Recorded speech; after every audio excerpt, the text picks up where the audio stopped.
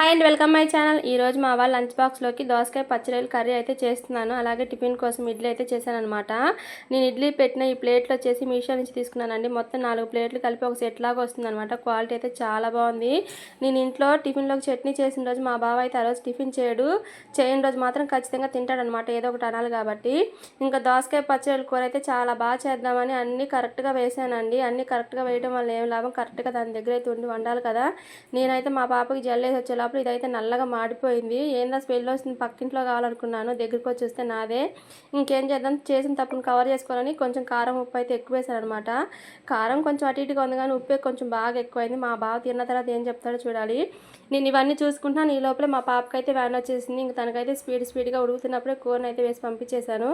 ఇంకా మా బాబుకి వచ్చేసి లంచ్ బాక్స్ కట్టేశాను అనమాట. తనకైతే కర్రీ బాగా నచ్చింది అనమాట. ఇంకా సరేలే అని చెప్పి వాళ్ళని పంపించేసిన తర్వాత ఇంట్లో కిల్లీలు వచ్చినాయండి, ఒక 350 అయితే. మా బావ వచ్చేసరికి వీటిని అయితే కట్టి పెట్టాలన్నమాట. తను వచ్చి తీసుకెళ్తాడు. ఇంకా నేనైతే స్పీడ్గా సరికేస్తాను. ఇప్పుడు ఈ కట్టేసి ఇంకో ఫంక్షన్కి అయితే వెళ్ళాలి. Okay, thank you, bye.